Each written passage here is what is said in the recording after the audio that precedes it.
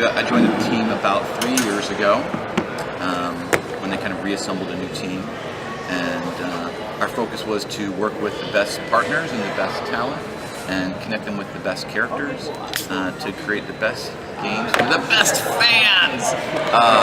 So part of my goal at Marvel Games is to do anything and everything I can to help collaborate with our partners and give them as much information or brainstorm with them or bounce ideas off or give any sort of guidance. I worked in Marvel both in marketing and as a writer and as an editor, and then now with Marvel Games for about 20 years.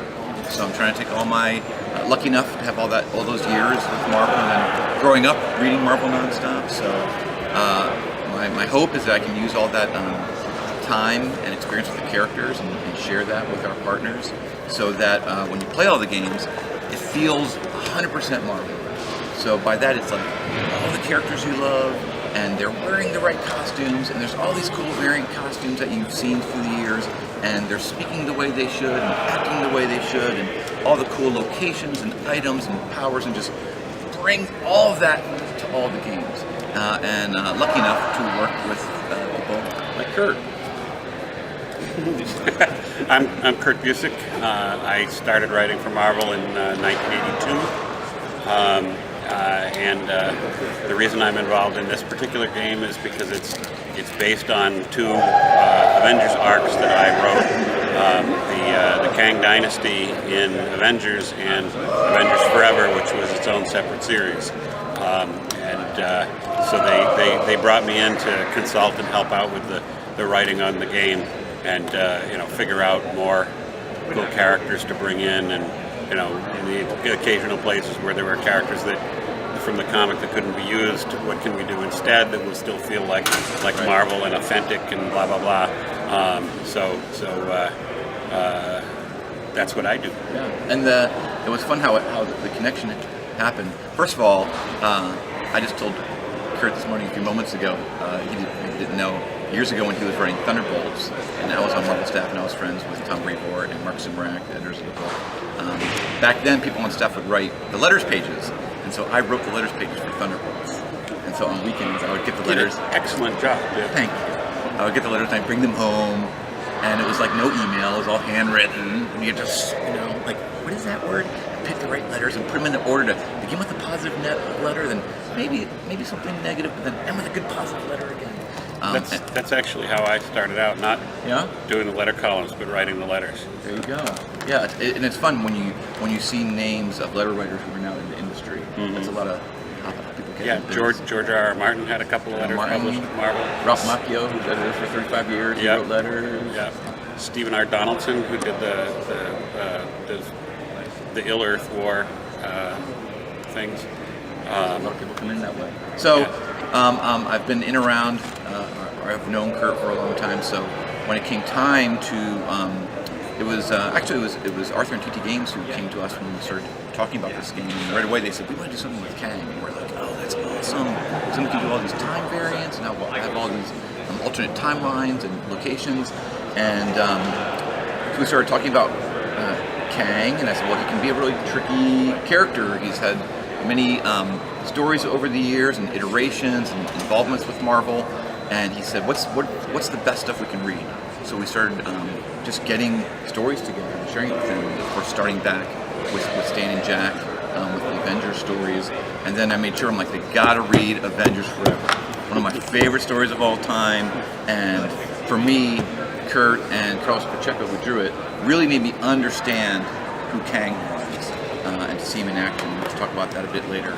So, and then we also gave him your Kang Dynasty stories from Avengers, and so we gave just a ton of material to Arthur and the gang. And he came back and he said, hey, here's the two stories that we were really focused on that really popped up to us, and it was your two stories. And he's like, I wonder if we could get a Marvel writer who would help us understand Kang like this and help us connect all these things. And I said, well, I wonder if we can reach out to Kurt. Let's go to the source, and he knows it best. So we reached out, and Kurt was interested, and the rest is, as Kang would say, is history. Do you have any questions? You want to go around in a circle, maybe? Yeah, so maybe from the new characters that are added in the game, do you guys have a personal favorite? Wow. I do, but we got to save it for the Yeah, reveal we're at the gonna end of reveal the panel. I'll say this. For all sorts of reasons, I love something about all of them, you know. And just the other day, I was sitting down with Tim Hernandez, who is our director of game development, and he's the producer on the Marvel Games side. And we were just looking at the character unlock screen. We had everything unlocked, and we just spent like an hour just like, is that who I think it is? And because we forget, because we go back and forth for months and months and months with Arthur and the team, sharing lists. And what about this? Oh, that's cool. Hey, what about this character? Yeah. And we're all digging through the vault, and Kurt and everyone's suggesting stuff. And we keep going over these lists, and then, you know, it's months later, you see it in the game, and you're like, oh my gosh, there it is. And to see the characters, it's deceptively, it seems easy, but it's deceptively difficult to get a character who may have an elaborate costume and to interpret them into a minifigure, and to have to make a decision of, if we can only pick like 5 details, what is it that communicates who the character is? So it's a great chance for us to think about what makes a character visually important. Is it a symbol on their chest? Is it their color combo? Is it color blocking? And to be able to distill it down and then have it that small on the screen and be able to look at it and instantly know, even before we unlock it, who the character is. That's a great skill that I tip my hat to the team.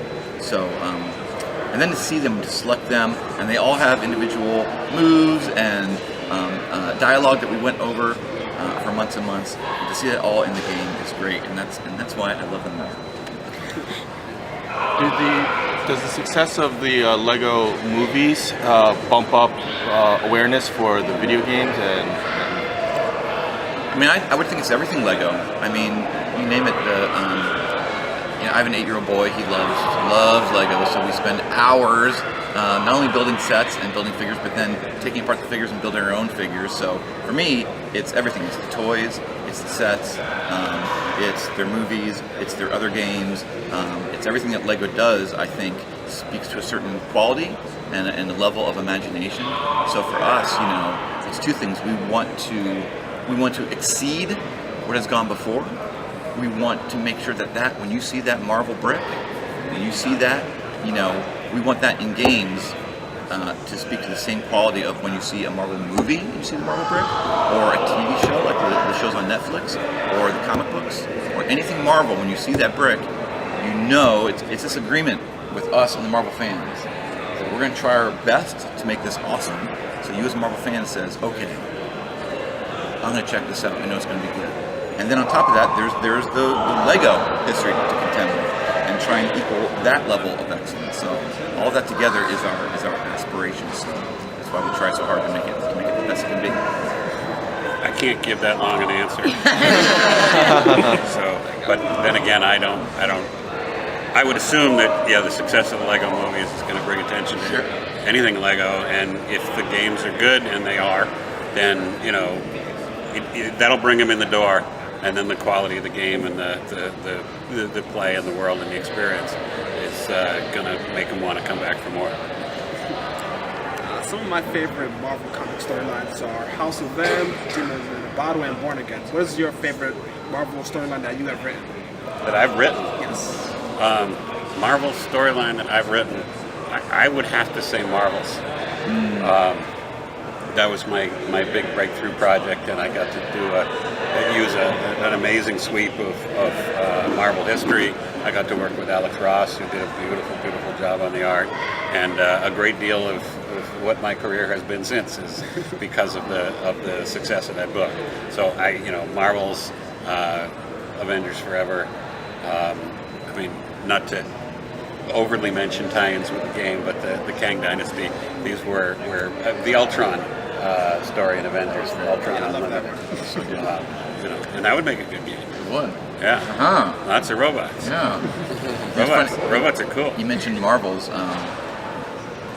Not sure that would make such a good game. Oh, play a little old photographer who wanders No, around. that could. Can you imagine walking around and you're a photographer and you're trying to capture all these photos of all these, and you take you through the sweep of Marvel history? That could be a game. Okay, you sold me. I always, we always give marbles to every partner we work with at the beginning, and we say, read this, because sometimes, if we are so close to it, we kind of take the majesty, how amazing the characters are. We kind of take it for granted. It kind of becomes normal to us.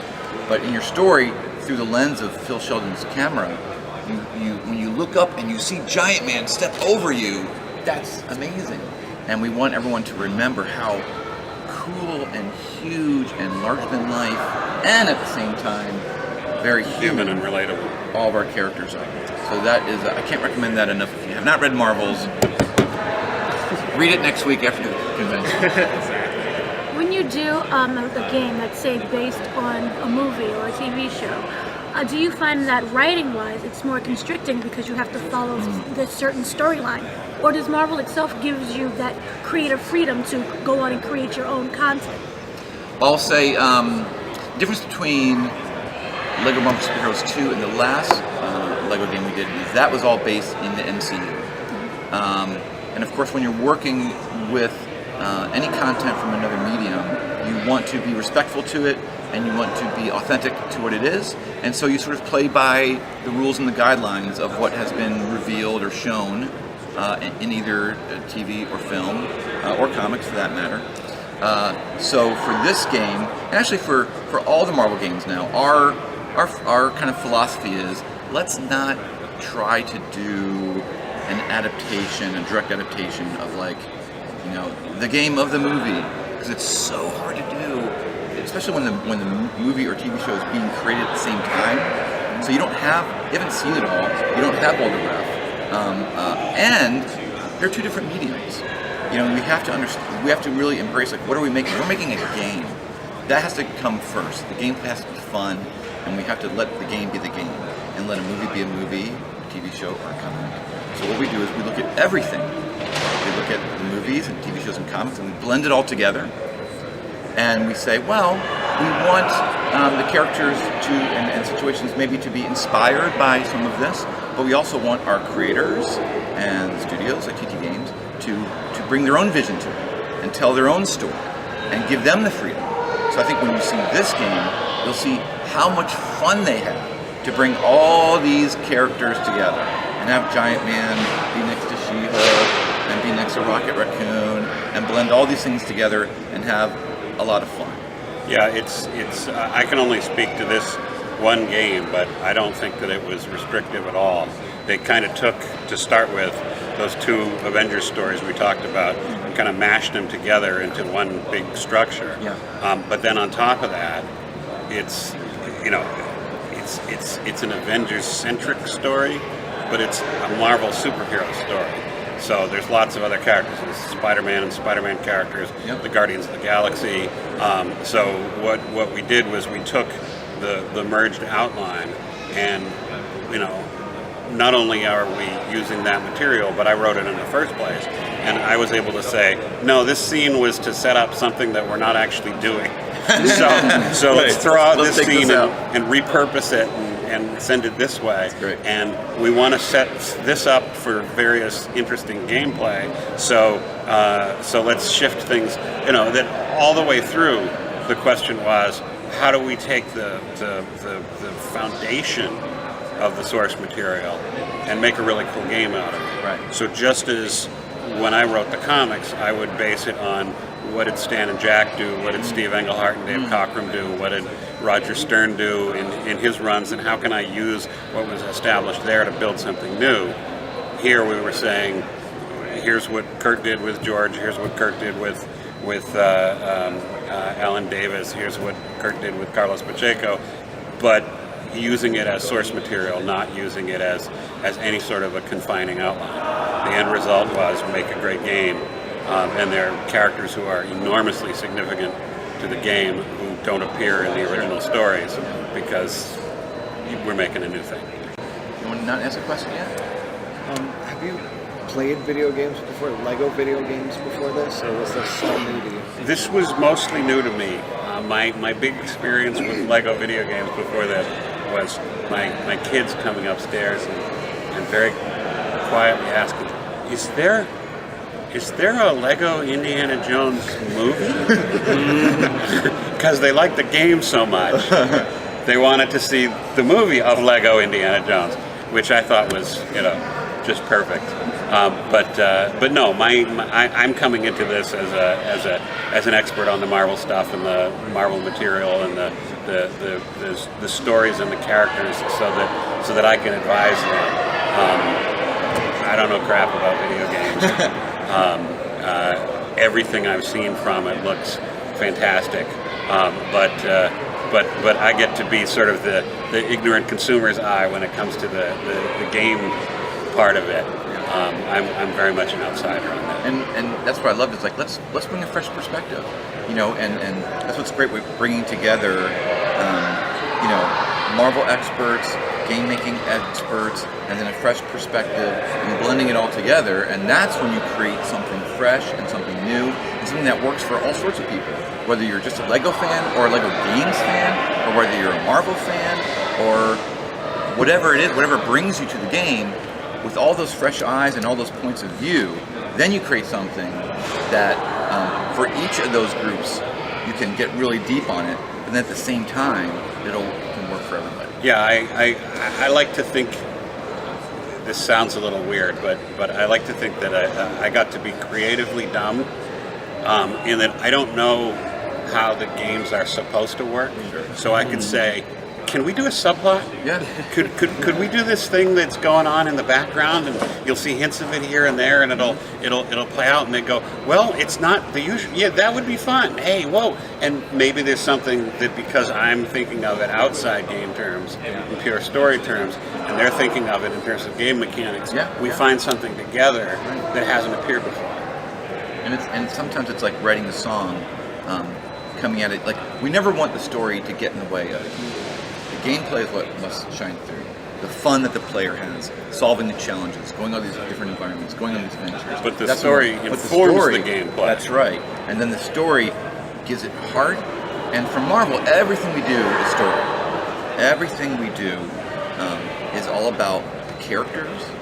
And so no matter what the game is, or no matter how high the stakes are, or how fantastic it gets, it all comes down to who's your heroes? What do they want? What's their goal? Who are the villains, the antagonists? What are their goals? What are they trying to do? And what's their motivation? Why do they feel they must do this? And why do the heroes feel they must stop them? And what is at stake? And what is our major theme? In this case, to me, there's an idea of time and Kang trying to control it and impose his will, and a great way that Kang, and Kurt knows his best is he's this conqueror who in the future is bored. He wants to come back, and he in his mind he wants to prove himself. He doesn't just want to go back to when the Avengers are babies and beat them up. He wants to face them in their prime on the battlefield. That's a point I like to make over and over again. Is that if you're a time traveler, you can do all kinds of sneaky things. But Kang doesn't want to do sneaky things because Kang, he wants to be the biggest, best badass in the universe. And the way you do that is you beat powerful guys at their prime. So somebody like Immortus, who's a scholar and a clever schemer, he might come up with the idea. I'll arrange things so that Don Blake flunks out of medical school and never becomes a doctor, and then he'll never find out that he's really poor. Ha ha ha! I won. And Kang's reaction to that was, "Where's the fight?" Yeah. Kang wants to go up against the Avengers at their most powerful, and still beat them. But at the same time, because he's a villain, he does cheat a bit with his weapons from the future, and his armies that he captures, so that he throws at you, Vikings and cavemen and robots. But that's what he's got. Right. That's Thor's true. got his hammer, and Iron Man's got his armor. So it's just like, Kang wants to beat the Yankees. And what I loved about Avengers Forever is that's one of the first times I saw Kang in the battlefield, waiting in the battle with his big crazy guns, and he's this future like Genghis Khan. He's gonna lead the That's charge. where the name comes from. There you go. Oh, does it? Yeah. Genghis Khan. Should have known that. You heard it here first, true believers. What kind of locations do we expect to see in the game? All of them. Very good question. So, at the center of the game is this hub world, Chronopolis, which again comes from the comics. Yeah, but Mark Grunwald in this case. And they drew a great map of it. And Mark was he was so great. He loved to get into the nitty gritty of Marvel and the history of Marvel and explain how everything worked. And he was behind the whole handbook of the Marvel Universe. And he just thrived on all these facts in the history of Marvel. But Chronopolis, imagine like Disney World has a Cinderella castle in the middle and it has the parks around it. Yeah. Chronopolis has Kang's Citadel in the middle, and around it are all these different time zones. So the Old West is here, and Marvel New York is here, and there's like the Kree homeworld. There's a piece of that, and there's a 2099 neighborhood. So Chronopolis is a city made up of different fragments of place and time that Kang has conquered. So his whole empire is spread out below his castle, and the characters get to play through the various locations looking for what they need to take on Kang directly. And it's so fun. Like as you go through and unlock them, and a great thrill is to, if you have a character who can fly, to go above, you fly around and look down at all the locations. And because they're all together, there's not a wait of, oh, now I got to wait this long time to get, from ancient Egypt to medieval England to Marvel, like Manhattan 2099 or the Hydra or Marvel Noir. It's all together.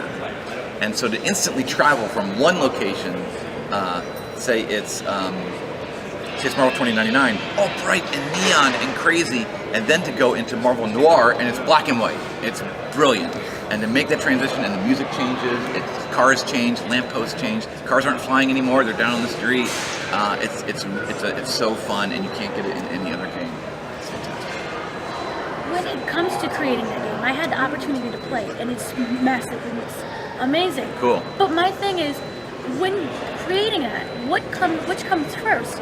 Is it the story that you want to tell that happens to have these characters, or do you start off with, oh, I want a story about these characters that you have in mind? I think he described it a little earlier.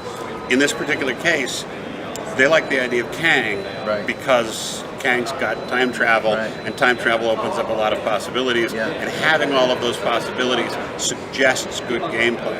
So then the next step is, let's look at Kang, let's look at all of the various stories, and I'm not gonna, I'm not gonna say, oh, they picked two of my stories because I'm the best.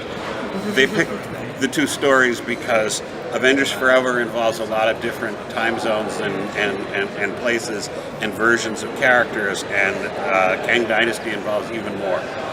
So that they looked at those stories and they said, there are a lot of opportunities for gameplay here. Whereas Kang's second appearance, when Stan Lee and Don Heck were doing the Avengers, is a two-part story in which Kang is trying to conquer this one particular futuristic kingdom. It's got one setting, it's got one conflict. You look at that and go, that might make a piece of a game, but not a whole game.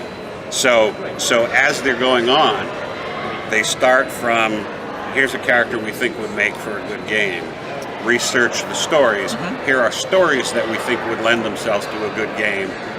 Then let's take the stories and let's work with the structure and see how we can build the structure so that it has lots of interesting gameplay. At every stage, they're asking both of those questions.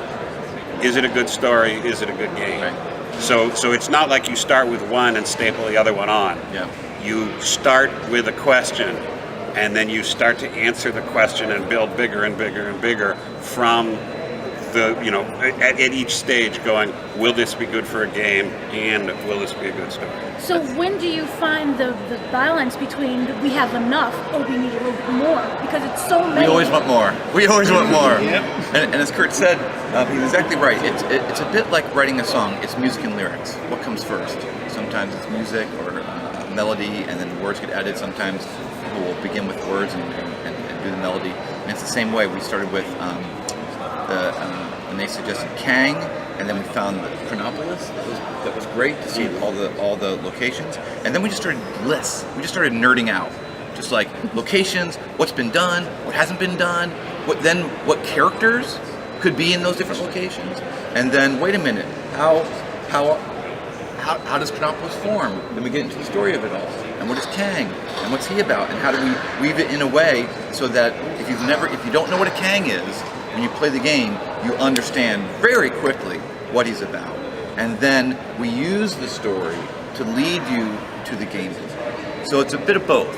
It's at the same time. Ultimately, what's the best, fun, awesome game? But at the same time, what's the coolest story we can tell? And then, just as fans, how can we pack it full of all this cool stuff? And we always want more. Seriously, I will attest that the way you know you have enough in this particular case is you've got to deliver the game to the stores. So at some point, you have to stop adding stuff. There's stuff in this game that wasn't in the game when we did a panel at San Diego about the game. And at San Diego, I found out stuff that had been added to the game since after I had done the last of my work on it. They're seriously, when he says we always want more, he's not kidding around. You know, they're just going, hey, we can add this bit, we can add this bit. One of the advantages, you know, with comics, if we've got 20 pages to tell the story, we're limited by that. Gameplay is fractal. You know, you can spend 10 minutes on a section, you can spend 14 hours on a section, and you'll just there's more incident, there's more fun. But the ability to wander around in that world creates opportunities that you don't have with something that's as linear as a movie or a comic book or a novel.